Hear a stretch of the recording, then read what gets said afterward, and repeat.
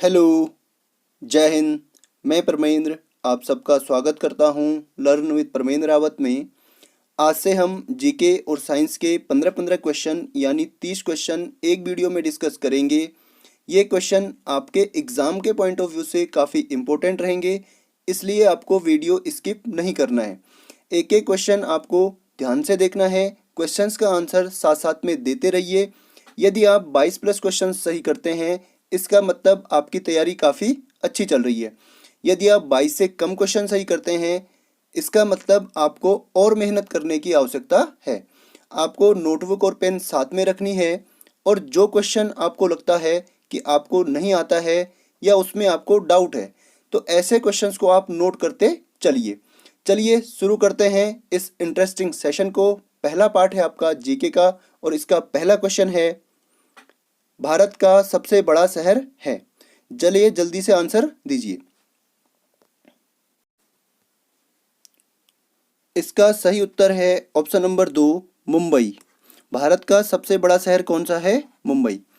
अगला प्रश्न है,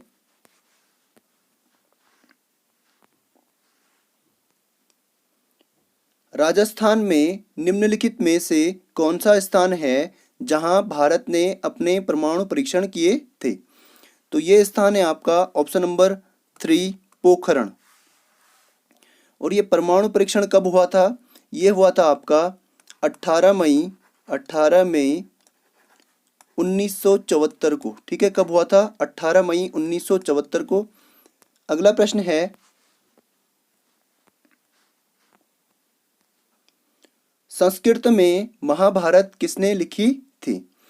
तो संस्कृत में महाभारत के रचयिता यहाँ पे पूछा गया है। चलिए इसका आंसर दीजिए।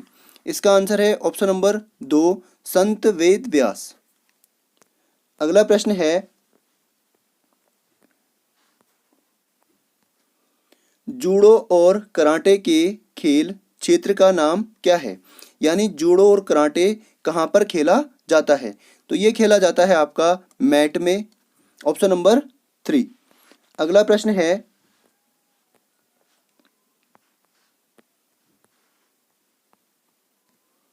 थाईलैंड की मुद्रा क्या है? तो थाईलैंड की मुद्रा है वाट। इसके बाद है रुपया, यह है आपकी भारत की मुद्रा। उसके बाद है युआन। युआन जो है रेन मिनबी की इकाई है, ये रेन मुद्रा है, ये कोई रेन मिन बी, इसकी जो है ये क्या है? यूनिट। इसकी यूनिट है युआन। और रेन मिनबी कहाँ की मुद्रा है? ये है चीन की मुद्रा। इसके बाद बचा है आपका येन, और येन आपकी है जापान की मुद्रा। कहाँ की? जापान की। अगला प्रश्न है,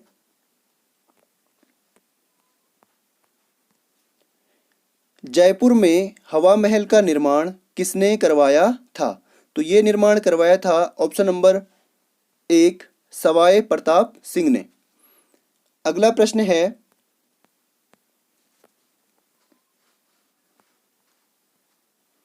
नागालैंड की राजधानी क्या है? तो नागालैंड की राजधानी आपकी ऑप्शन नंबर 2, कोहिमा। दिसपुर जो है ये असम की राजधानी है, असम की। गंगटोक जो है ये सिक्किम की राजधानी है, सिक्किम। और इसके बाद है इम्फाल। इम्फाल जो है ये मणिपुर की राजधानी है। चलिए अगला क्वेश्चन,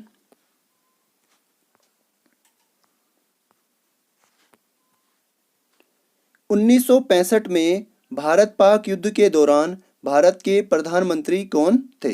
तो 1965 में जब भारत और पाकिस्तान का युद्ध हुआ था, उस समय भारत के प्रधानमंत्री कौन थे?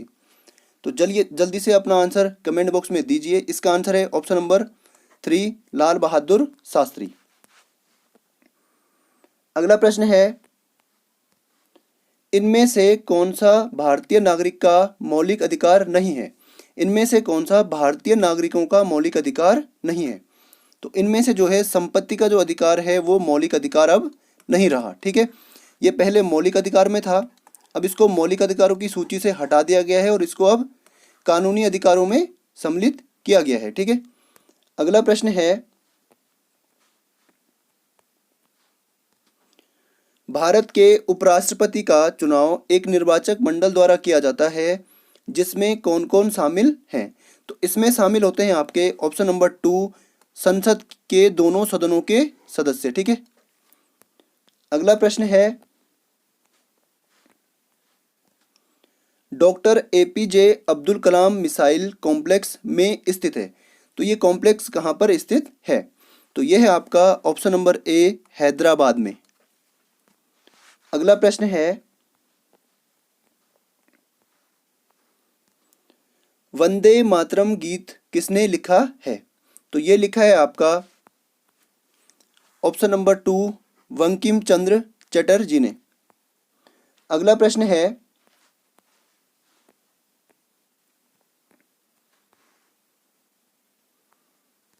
भारत में राष्ट्रीय रेल संग्रहालय कहाँ स्थित है? तो ये स्थित है आपका ऑप्शन नंबर 1 नई दिल्ली में। तो ये नई दिल्ली के चाणक्यपुरी में स्थित है। कहाँ पर स्थित है? चाणक्यपुरी में। अगला प्रश्न है गांधी जी ने किस आंदोलन में करो या मरो का नारा दिया था? तो ये आंदोलन था आपका ऑप्शन नंबर 2 भारत छोड़ो आंदोलन। इस आंदोलन में जो है गांधी जी ने इस नारे को जन्म दिया था। और ये भारत छोड़ो आंदोलन कब हुआ था? 1942 में। ये भी आपको साथ साथ में याद रखना है। अगला प्रश्न है निम्नलिखित में से किसे गेटवे टू द पैसिफिक कहा जाता है? तो गेटवे टू द पैसिफिक जो है ऑप्शन नंबर 2 पनामा नहर को कहा जाता है। साइंस का पहला क्वेश्चन है लाल रक्त कणिकाओं का जीवन काल दिन है कितने दिन का होता है? तो इसका राइट आंसर है ऑप्शन नंबर 2 120 दिन का। अगला प्रश्न है एनीमिया का मुख्य कारण क्या है? तो इसका जो मुख्य कारण होता है वो होता है आपका ब्लड में हीमोग्लोबिन की कमी। रक्त में जो है हीमोग्लोबिन की कमी के कारण कौन सी बीमारी होती है? एनीमिया। अगला प्रश्न है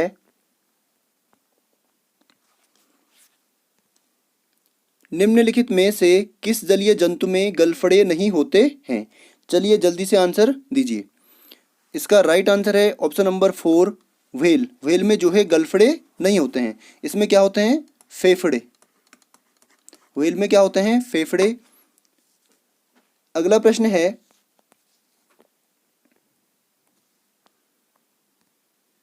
दूरदृष्टि दोष का कारण क्या है? तो इसका जो राइट आंसर है वो है आपका ऑप्शन नंबर 3 अविनेत्र लेंस की फोकल लंबाई का बहुत लंबा हो जाना। अगला प्रश्न है पोटेशियम परमैंगनेट का उपयोग पानी को शुद्ध करने के लिए किया जाता है। यह क्या है? यहाँ पे आगे आना चाहिए था यह क्या है। तो यह एक ऑप्शन नंबर 2 ऑक्सीकरण एजेंट है। ठीक है, अगला प्रश्न है प्रकाश संश्लेषण एक प्रक्रिया है कैसी प्रक्रिया है? तो यह एक ऑप्शन नंबर 1 उपचय प्रक्रिया। इसको हम एनाबॉलिक प्रोसेस भी कहते हैं। Anabolic process. ठीक है, अगला प्रश्न है आधुनिक आवर्त नियम किसके द्वारा दिया गया था? जो आधुनिक आवर्त नियम है उसको किसने प्रतिपादित किया था? तो ये थे आपके ऑप्शन नंबर 4 मोसले। अगला प्रश्न है फोम का उपयोग अग्निशामक के रूप में किस परिस्थिति में किया जाता है जब कौन सी आग लगती है? क्लास बी की। ठीक है, ऑप्शन नंबर 2 क्लास बी की आग जो है ये किससे लगती है? ये होती है ग्रीस या गैसोलीन या तेल के कारण जो आग लगती है उसके लिए जो है किसका उपयोग किया जाता है? फोम का। ठीक है, अगला प्रश्न है चुंबकीय कंपास में एक चुंबकीय सुई होती है जो हमेशा को दर्शाया करती है। जो हमेशा किस दिशा को दर्शाती है? इसका राइट आंसर होगा साउथ और नॉर्थ। ऑप्शन नंबर ए उत्तर दक्षिण। अगला प्रश्न आपका है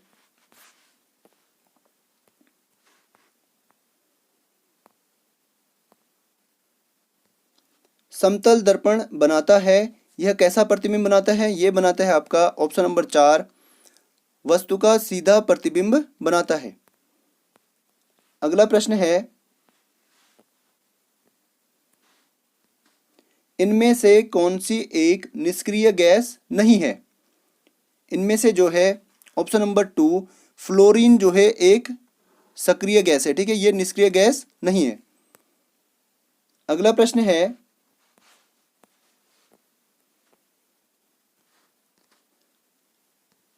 ऑप्टिकल फाइबर प्रकाश के निम्नलिखित में से किस सिद्धांत पर कार्य करता है?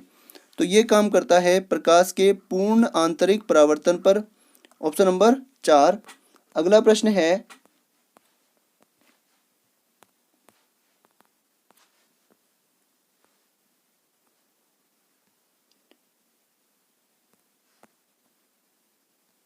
जिंक के इलेक्ट्रोलाइट शोधन में सम्मिलित शुद्ध जस्ते का निक्षेपण किस पर होता है?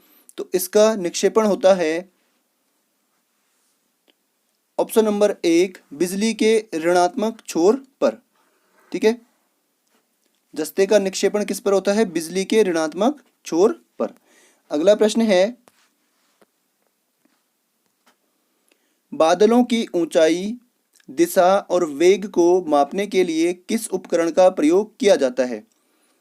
तो काफ़ी इंटरेस्टिंग क्वेश्चन है। इसका राइट आंसर है ऑप्शन नंबर 2, नेफो स्कोप, ठीक है, नेफो स्कोप, NEPHO, नेफो SCOP, नेफो स्कोप, ठीक है। इससे जो है बादल की ऊंचाई, दिशा और वेग को हम माप सकते हैं। अगला क्वेश्चन है, यदि निकाय का वेग दुगुना हो जाता है तो इसका संवेग क्या होगा? तो इसका संवेग भी क्या होता है? दोगुना हो जाता है, ठीक है, ऑप्शन नंबर 2। इस सेशन में बस इतना ही। उम्मीद करता हूँ आपको वीडियो अच्छा लगा होगा। यदि आपको वीडियो अच्छा लगा है, वीडियो को लाइक करें, शेयर करें और चैनल को सब्सक्राइब करना ना भूलें। चलिए, साइनिंग आउट।